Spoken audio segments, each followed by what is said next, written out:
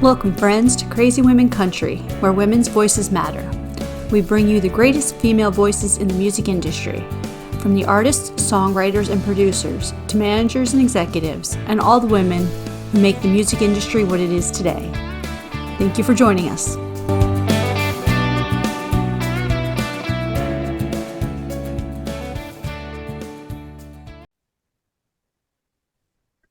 Welcome, friends, to another episode of Crazy Women Country. I'm Donna, and today I am here. I am tired today. Can you tell? I am here with the amazing Dusty Leigh Huston. Oh my goodness! I am so glad you are here. And we were just talking before that this has been like the Mondayest Tuesday ever as we're recording today. Yes, it has been. Oh, well, I am so glad you're here, and it's nice to finally get to meet you. Yes, thanks for having me. I appreciate it. So we'd love to start off with the most difficult question ever. Perfect. Let's get it out of the way. Who is Dusty Leigh Huston? Oh, goodness. How much time do we have? I'm a lot of things. I would say I am probably, you're right. This was a hard question. Let me think about this. First and foremost, I'm a mom and I'm a wife. I have a day job. But I'm also somebody that's just chasing their dream and living outside the box and, refusing to put myself inside of that, what that norm looks like and how that process actually works. Again, my song, The Hell I Won't, is kind of a synopsis of that. I'm going to do what I want, the way that I want and how I want, when I want. So, I'd say that I'm just a girl that's living out her dreams and doing things her way. That's perfect. And I love that you brought in about the new song, The Hell I Won't. So yeah, tell us a little bit about the new song that just came out. Yeah, so I actually wrote this song last October, well, 2 Octobers ago actually, with Mary Cutter and Craig Wilson out of Nashville, 2 incredible songwriters that I got hooked up with when I moved to Chattanooga. I had the song idea rolling around for about 5 years. But I'm kind of new to the songwriting thing on my own. I don't play an instrument besides the tambourine. You can't really write a song to a tambourine. I mean, I guess you could try, but so, getting those melodies and stuff is not something that, I'm really that great at. So I got hooked up with these guys and I kind of gave them my ideas and I told them, that the path to where I am today is not of traditional means. It's, peppered with tragedy and heartache and, uphill struggles and, not to mention people that are, say you're never good enough and you're never going to make it or, all those things. And so it was just kind of my way of, politely saying, the hell I won't, like, watch me, I'm going to do it. So it was, I've dubbed it kind of my anthem. And so that's kind of how it came about now that it's what it is and it's out and, that there's music to it and, we perform it live. It really is my anthem. So it's something I'm incredibly proud of. Well, I love it because I love even the meaning behind it, whether that's my story or someone else, it should be the same way. And yeah, I don't think you should ever give up. And yeah. Thank you. I appreciate that. It definitely means a lot. So. Well, tell me, who are some of the women that have inspired you musically? From an early age, the Judds, I fell in love with their harmonies. I loved how sassy they were on stage. Reba McEntire, of course, I was really young. She was my first country concert and I was captivated by her ability to captivate an audience and tell a story. And just, she's like the ultimate performer. And one of the female artists that is not really well known, at least not to this more modern generation, that I absolutely fell in love with when I was a kid was Katie Oslin. My mom loved her, had her records, and her vocals were just this sultry blend of just, I don't know what it was about her, but her music really got to me. And I loved the fact that when I got older, I realized that she had her first #1 at 40. Mm-hmm. And I was like, well, how's that for bucking the system? They say Nashville's a 10-year town and they want you to be so young when you do that. But she had her first #1 at 40. And I was like, okay, I can do this, So, I mean, they were probably some of my first greats, the ones that really inspired me to want to do music full time. And I love that. And you're right. There's not so many people in the newer generation that know Katie Osland and Mm-mm. loved her songs. You know, Yes. same thing. My She mom was always was, like, "You got to check out this artist." So we were always the singer songwriter. Like we always would compare those because not that we didn't love great singers, but yeah. the inspiration behind it, the writing, the heart, the sweat, the blood, the tears, all that good stuff, right? Yeah. And Yeah. we All would this share stuff songs doesn't like get all that. the recollection that it deserves, or I like the fact that things have moved towards recognizing our songwriters and the musicians, Yes. because I mean, a song is a song, but if you don't have the instrumentation behind it, or you don't have, somebody that takes this idea and puts it on paper and makes it what it is, I often say that, I'm just a singer and I'm a nobody on stage without my band guys, or without the songwriting process. It really is a tribe that puts everything together. And so I love that people are seeing now that there's just so much more that goes into it, especially, songwriters getting recognition for the hard work that they put in. It's about time. Absolutely. And, it's a team, as anything they say, it's a team sport. Yep, for Even sure. tennis is a team sport when you're the only person on the court. It's the people behind you that helped you to get there too. So, Agreed. yeah. Agreed. So, tell me, what upcoming things do you have? Anything that we can catch in Nashville or Chattanooga coming up? Yeah, we are loading our show docket. We've got a bunch of shows coming up in Chattanooga. We tour regionally. We've got a Texas run coming up. We're still solidifying some of those dates. We've got a Carolina run, north and south. I would say probably midsummer-ish. We're still, again, confirming dates. Mhm. There's been some talks about maybe possibly heading back to Idaho for another show. But yeah, I mean, we're constantly busy. I have all of my show dates that have been confirmed on my website just to keep everybody kind of up to date. But yeah, when I'm not working my real job, I'm working my other real job. So constantly busy. I totally understand. Trust me. So, now I know you grew up in Idaho. So, what area of Idaho? Just because I've been there a few times, Yeah. love the area, the eastern area near Yellowstone, toward that area. Okay. Been there Yep. quite a few times. So, So I was born and raised in Nampa, which is, most people don't know where that's at, but it's literally a suburb of Boise. So okay. I mean, it used to be it's about 20 miles east of Boise. So that's the general area. When I say Boise, people are like, oh yeah, I know where Boise is. So that's where I say I'm from. Same with me. Yeah, I'm originally from Pennsylvania, and they're like, well, this little tiny town, they never remember it. I'm like, yeah, near Allentown. They're like, oh, it's northeast of Oh, Philly. I'm like, yeah, that's See? exactly. Yep. Oh, well, would you like to do our 20 crazy questions? Sure, absolutely. Okay. And I promise we won't get arrested yet. Hey, you know what? I'm always down for a good time. Perfect. Tell me, do you have any guilty pleasure music? If so, what is it? Oh, I do. It used to be Taylor Swift was kind of the like, oh, you listen to Taylor Swift? I'm like, yeah, because she is amazing and a genius and a boss, everything. And so that used to be my guilty pleasure. But I love Disney. Like my kids, they're grown now and adults, but they love Disney soundtracks. And so, Disney soundtracks are kind of my go-to thing sometimes when, we're just cutting up. But yeah, I mean, as far as I think people would be surprised to know that my taste in music is pretty eclectic. I love old school 90s rap, like Snoop Dogg and all of that kind of stuff. So my kids, even when they realized that, they were like, what, who are you? So I'd say that's probably my guilty pleasure, something that most people don't expect from me. And I'm like, I can get down with some of that stuff. Absolutely. Can't blame you for that. So if I asked today, your favorite song is? Ooh, Hillbilly Hippie, Lainey Wilson. I love that song right now. I have a bunch that are on my list. I'm like, oh, that's so good. And that's so good. So narrowing it down. But that one right now, I love everything she's doing. But that song has such a groove to it. I love it. Perfect. So in your opinion, what's the best concert you've attended? Oh my gosh. I have attended so many amazing concerts. That's a really hard one. Okay, top I three. love Okay, top three. Okay. Bob Seger recently because he's my all-time favorite, nostalgic. My dad loved him. So he was awesome.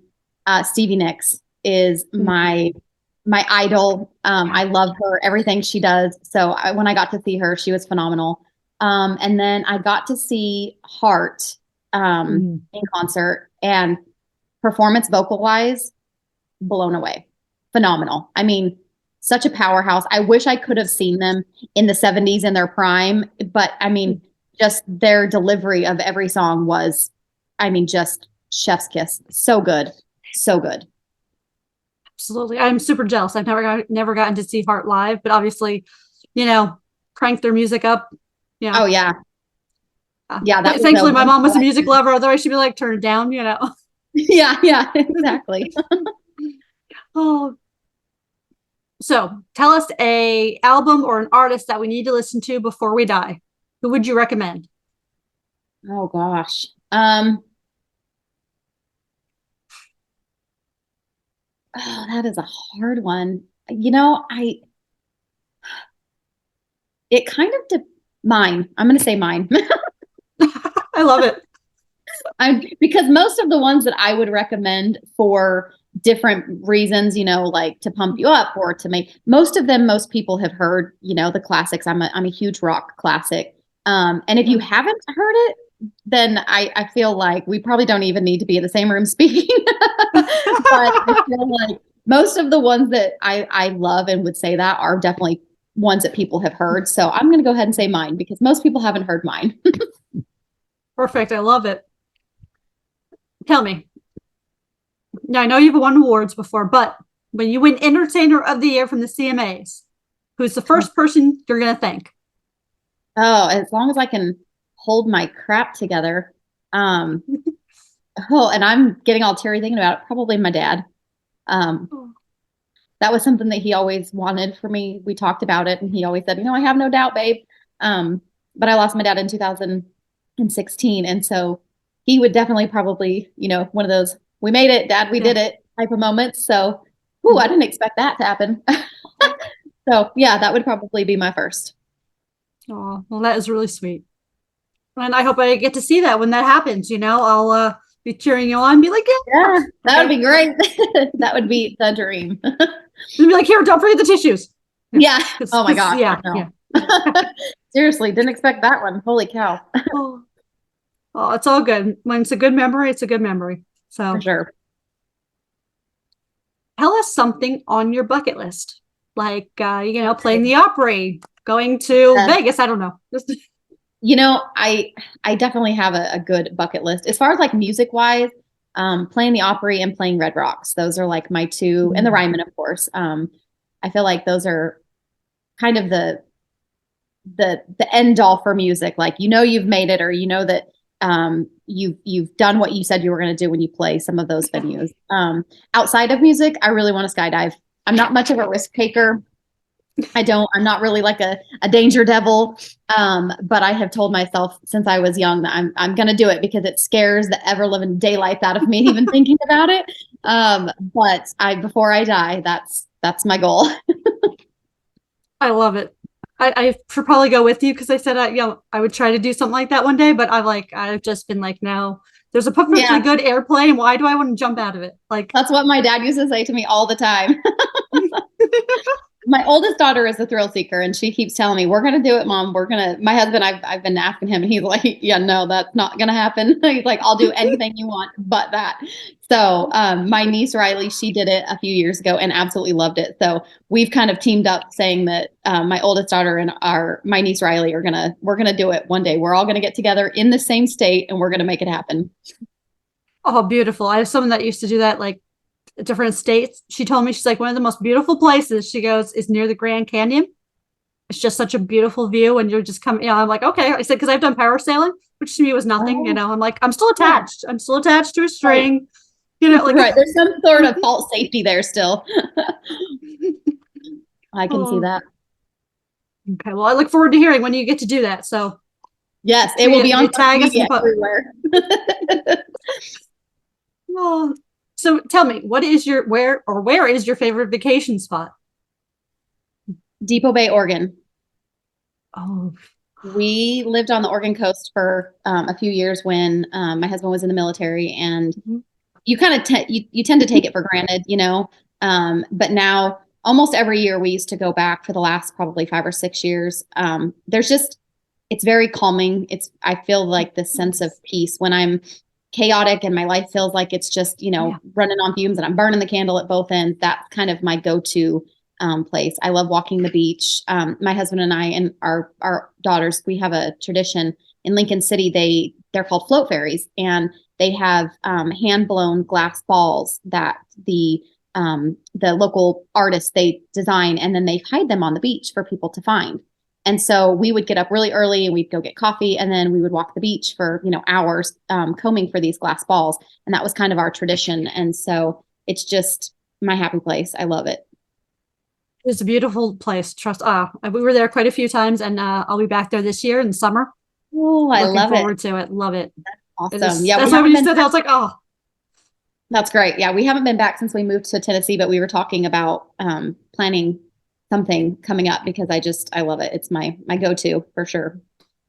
absolutely. I'll get you the dates. I'm gonna be there. Maybe we can just all go at the same Yeah, time. that sounds great. If we can coincide with my tour schedule, I'm in. Okay, sounds good. Tell me, do you prefer paper, ebooks, or audiobooks? Paper.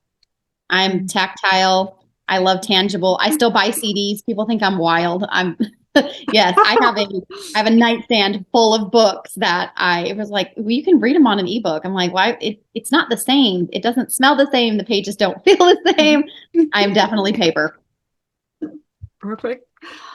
So who would play you if we made a movie about your life tomorrow? Ooh, that's a great question. I'm gonna have to think about who's feisty enough. Hmm. I would say probably, man, I don't know. That's a question I'm going to have to come back to because now the wheels are spinning and I'm like, who would actually be crazy and feisty enough to play? And I mean, bitter enough at some points too. 'Cause, I'm not always rainbow and sunshine, but yeah, that's a good question. I'm going to have to get back to you on that. Wait, what do you mean? You're not always rainbow and sunshine? Why not? You know? No, no, sometimes you just need a down moment. I think people when one of the local musicians in Idaho that we used to perform with, his name's Cliff Miller. Great guy. I love their band. They're phenomenal musicians, entertainers. And one time we were talking about, when you have a full-time job and then you're also this full-time entertainer, people expect you to be on at all times. And there's times where it's not that you ever take it for granted, and you enjoy it, but it becomes exhausting. And one time I was like, I just don't want people to know that sometimes I'm kind of a jerk. Like sometimes I need my quiet time, and like I feel like an 80-year-old woman. It's like a Friday night and I don't have a show, and I'm like, I want to sit and drink my tea and read my book, and I don't want anybody to talk to me. And so it's sometimes, yeah, sometimes I'm not always like, sunshine and rainbows. So And I think with the whole pandemic and stuff, I think people may have gotten a little better with that whole, okay, yes, take some time for you and whatever, but for I hope sure, so at least. for Oh. sure. So, do you sing in the shower? I don't. Isn't that weird? I don't. I don't really, yeah, I don't. Sometimes I always think like I should because sometimes acoustics are great, but I don't. And my dog's about Oh, to lose her mind because my daughter just pulled in and she's coming in the garage from work, and so I can hear her. So I apologize for the interruption. no problem. We love dogs here. And if the listeners don't like dogs, well, then they can just, I think they have like a skip button for like 15 or 30 Right, seconds, just right? move. Just move past Exactly. the dog barking. It's okay, guys. Just don't worry about it. That's Exactly. life. There's occasionally dog barking. That's right. Happens. Oh, so tell me, the worst or best job you've ever had? Oh, the worst job. You know, I can't say that I've had worse jobs, maybe horrible bosses. But the jobs that I've had have all been pretty great, actually. Um, I would say the best job that I probably had, um, was probably when was I managed a music store when we lived in North Carolina for about a year. We were kind of in transition when my husband was um, leaving the military, and I worked for a lady. Her name was Linda, and we called her Nana. She was everybody's Nana, and she was just wonderful and sweet and kind. I've had some really great bosses over the years some of them I'm super close with. Ken and Kathy, they have been they're like the fill-in Nana and Papa to my kids. We vacation, we see them, we travel to, see each other. So I've actually been pretty lucky. I've had a few bad apples, but they taught me everything I never wanted to be. But for the most part, I've had some really good bosses and some great jobs. So I can't complain. Perfect. I love that. It's always good to hear. There's some people that are like, couldn't do this job again, whatever. Yeah. But then again, that was like someone saying they were waitressing and they were spilling drinks and they were just a bad waitress or whatever. So I'm like, okay, I get it. Maybe it's not their thing. Yeah. No, I get maybe that. It's not your thing. That's what. Maybe you should try something else. Yeah. Absolutely. Oh. So if you had a favorite meal, would it be breakfast, lunch, or dinner? It would be dessert. I'm definitely a dessert person for sure. Anybody that knows me knows that I am a dessert whore, as they would probably call it. I love anything sweet. So I actually made a post on my Facebook yesterday about the fact that I basically lie to myself when I make a pan of Rice Krispies, in the fact that I'll leave some for my family. And I mean, listen, I can't help that you didn't eat it before I did. It was no, that's on you. I'm pretty sure we're related on that one. Yeah, I have a horrible sweet tooth and zero willpower. So yeah, I would say I'm dessert. That would be for me. Love it. Love it. Do you have a game plan for zombie apocalypse? Oh, luckily my husband he grew up in the mountains. He's the type of guy that we can be dropped in the middle of nowhere and, he can use a stick of gum and a Q-tip and build a shopping mall. So, basically just to follow him and not get eaten. That's probably my goal. Do whatever he says, because when it comes to that kind of stuff, that he knows what's happening. He knows how to keep us alive. So perfect. Wonderful. And then I'll have to call you because I'll be up in the mountains somewhere, because zombies don't like snows. That's mine. That's right. That's right. So tell us something you would never do. Obviously, we know you're going to go skydiving, so that cannot be I would never do that now. So, something I would never do. Let's see. I have three, if I'm honest. I have three irrational fears. I absolutely hate snakes. I am terrified of tornadoes. I mean, like, terrified of tornadoes. And then I moved to Tennessee where there's tornadoes. And I have a fear of water. I don't know how to swim.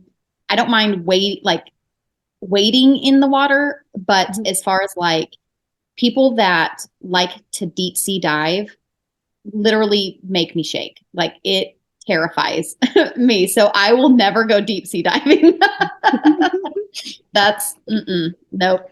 I'm just going to stay on the beach, sunburn, drink Mai Tai, and eat dessert. Oh, that's beautiful. I love it. Oh, how to conquer your fear. Don't, and just have Mai Tais and dessert. I love it. And dessert. Yeah. See, that sounds like a great idea to me. Right? No. So hypothetically, if I called you and said, hey, I need to hide a dead body, do you know a good place? Oh. The mountains, somewhere near animals. That would probably be my go-to. Somewhere where people don't go. That would probably be my go-to. Perfect. I will call you because you sound like you might know a place. Yeah. I mean, if not, I'll figure it out. Oh, okay. So since we never grow up, or yeah, we only have to grow old. We don't have to grow up. What do you want to Sure. be when you grow up? I definitely want to be a singer. I definitely want to say that I had a legacy that I left behind and kind of, I don't know that I'll ever have that, you've made it moment because I just feel like there's so many you've made it moments to actually experience. So I don't know that I'll ever reach a point where I can stop experiencing and feel like I've actually made it. But to hit some of these goals or these milestones that I've set for myself, I feel like that's definitely still my goal for what I want to be when I grow up. That's beautiful. Love it. I'm not going to ask you the next question. You just told us you're like deathly afraid of snakes and tornadoes. Yeah. So we already got that. So would you go to karaoke with me? Absolutely. Okay, we should probably have some Absolutely. drinks. I'm kind of tone deaf, so yeah. Yeah.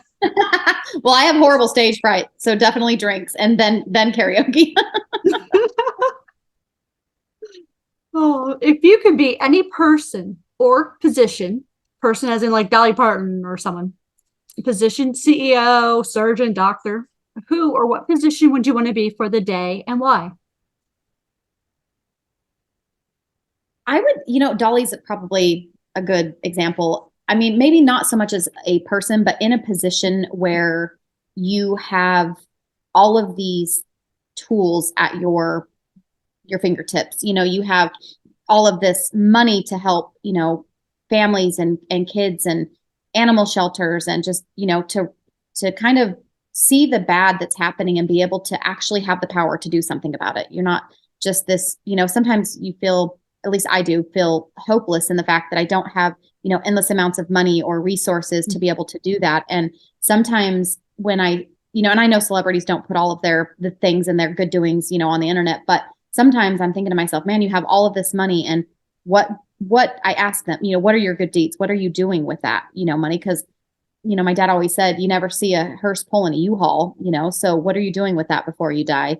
So somebody, at least a position where I had endless resources and money so that I could help people and mostly animals. I'm a huge animal lover. So something like that would probably be to give me the power to do that. I'd take it. Oh, I love it. I was just saying with that large Powerball and Mega Millions that just went off not too long ago. I said, yes, we bought our couple tickets, didn't win, obviously. I said, yes, I wouldn't have a day job anymore, right? I would have a new day job where I would go to like shelters that are kill shelters and change them to no kill, Yeah. find out and Yeah. make sure they get the financing they need and everything like that. And I said, Yes. I'd be a full-time workaholic, so to speak, but yeah. Yep. So, That would be my absolutely. I 100% agree with that. okay. It would So if I be hit a Mega Million or full-time. Powerball, I will call you. Yes, please do. Absolutely. Yeah, my dad and my sister and we've always said that if we won the lottery, we wouldn't be rich for long because we would give it all away trying to make things better in the world. So, I mean, there wouldn't people probably wouldn't know that I won the lottery, but there would be signs because I would have 1 million dogs. So Yeah, yeah. there would be signs. Oh, absolutely. Absolutely. Oh my goodness. Oh, do you have any words of wisdom that you live by? And can you share them with us?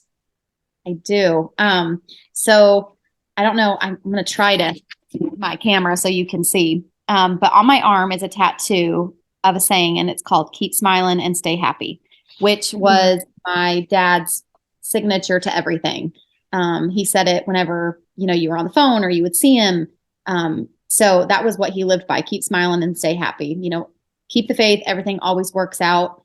It's not always as bad as it seems. And so a few days after my dad passed away, my sister and I went, this is his handwriting off of a card that we had.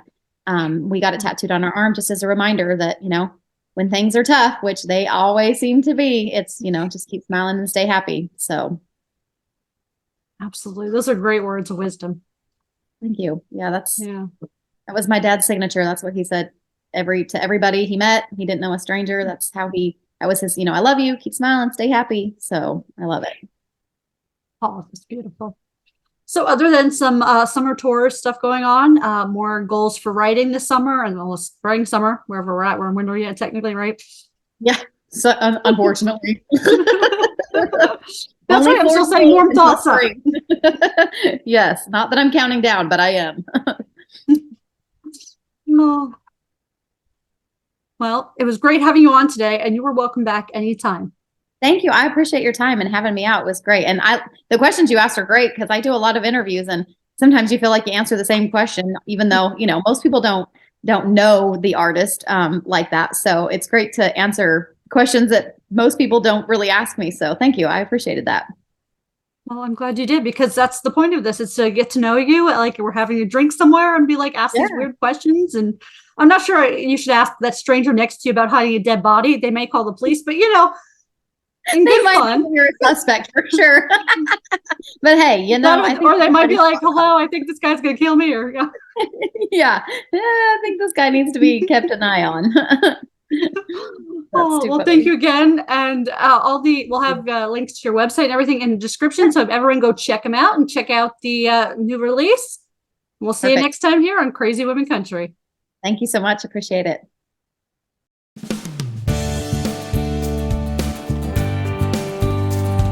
If you enjoyed today's episode of Crazy Women Country, don't forget to give us a thumbs up. Be sure to click the subscribe button for new interviews weekly. And thank you, friends, for joining us today on Crazy Women Country, where women's voices matter.